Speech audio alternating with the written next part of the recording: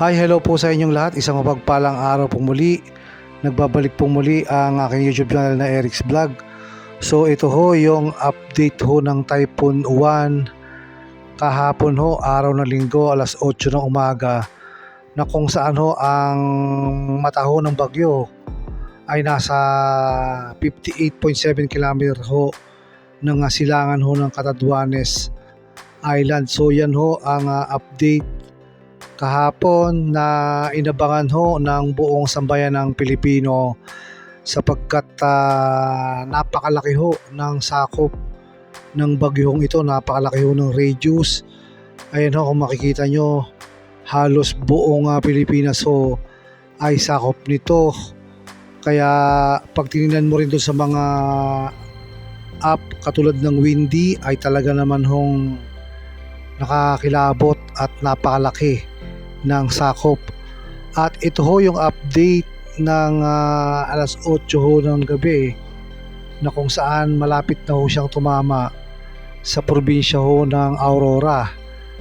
Ito ho ay nasa Baler, Aurora, na makikita nyo ho dyan 60 kilometers sa silangan ho ng Baler. Pero ang bagyo ho ay naglandfall sa Dinalungan, Aurora, alas 9 ho ng gabi. Kaya marami ho ang nakatutok at nangamba ho dyan ho sa bagyong yan, at inaasahan ho ng mga nakararami na dadaan ito sa Sierra Madre Mountain Range, at marami ho ang nanalangin na sana ito ho'y mapahina kapag sumalpok ho ito dito sa kilalang kilala ho na Sierra Madre Mountain Range. So marami ho ang nag-alala. So ito ho nga Sierra Madre Mountain Range ay mula ho sa Cagayan hanggang sa Quezon. So yan ho yung parang pinaka nakabalandra dun ho sa silangan ng parte ho ng Luzon. So yan ho, mula Cagayan ho yan hanggang Quezon. Yan ho nga tinatawag na Sierra Madre.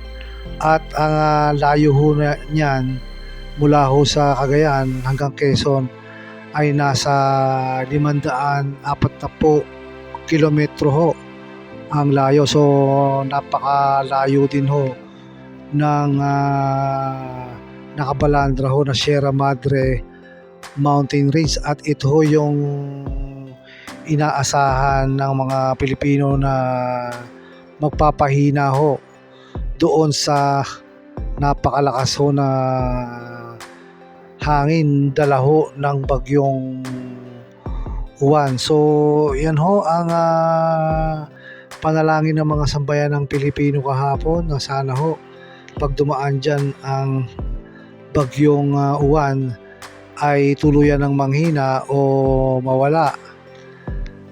Kaya marami ho ang umasa dahil nangangamba ho ang nakararaming mga Pilipino, lalo na ho dyan sa lugar ho ng Aurora, dahil may mga video ho na kumalat na napakalakas ho ng storm surge.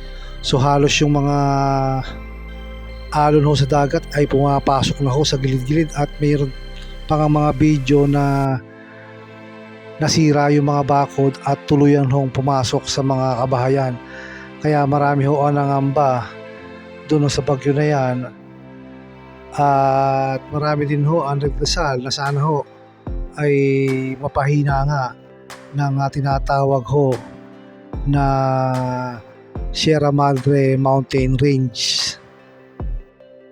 At kanina nga hong umaga ay kumalat ho sa social media na nagkatotoo ho ang mga panalangin ho ng mga sambayan ng Pilipino na sana ho ay humina ang takbo ng bagyo ho nga Uwan. So ito, pakikita ho natin ang video tungkol ho doon sa nangyari ho na nalusaw pagsalpok ho sa Sierra Madre Mountain Range itong napakalakas ho na Typhoon Uwan. So ito, panoorin ho natin yung video.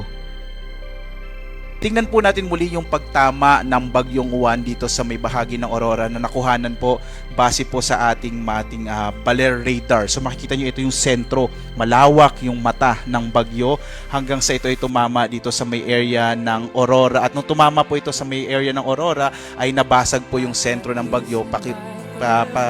Nakikita po natin na bahagyang humina nga itong bagyo mula sa super typhoon category ay naging typhoon category na ito. So yun ho ang nangyaring pagsalpok ho ng bagyong Juan dun ho sa Sierra Madre Mountain Range. So malaking pasasalamat ho natin at nangyari ho yan at wala hong nangyaring pananalasa dahil nalusaw ho ang bagyong Juan pagsalpok ho niya dyan sa Sierra Madre Mountain Range. So napakalaking bagay ho niyan yung Sierra Madre Mountain Range dahil napahina ho niya ang napakalas na bagyo. So sana ho ay mapanatili nating ang Sierra Madre na hindi ho makalbo ang lahat ho ng lugar dyan sa Sierra Madre sapagkat yan ho ay yaman ho natin na pinagkaloob ho ng Panginoon, kaya sana ho ay protektahan natin, pangalagaan yan ho nga ating Sierra Madre Mountain Range dahil malaking bagay ho ito, pananggalang ho natin sa mga malalakas at malulupit ho na mga bagyo. So yan ho ang nangyaring pagsalpok ng bagyong Juan sa Sierra Madre Mountain Range na kung saan ho ay tuluyan na ito humina. Kaya malaki pasasalamat ho natin sa Panginoong Diyos na humina ang pagtakbo ho ng bagyong Juan.